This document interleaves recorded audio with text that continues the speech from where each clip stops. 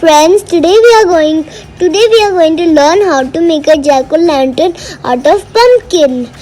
First, take a knife and don't do it on your own. Have an adult with you when you do this. The face of the jack-o'-lantern on the pumpkin. Then cut the face out with a knife carefully. Use a peeler to scrape off the pumpkin. Once you're done, you can clean, dry and put a small lamp inside at night and celebrate your Halloween. Thank you. Happy Halloween.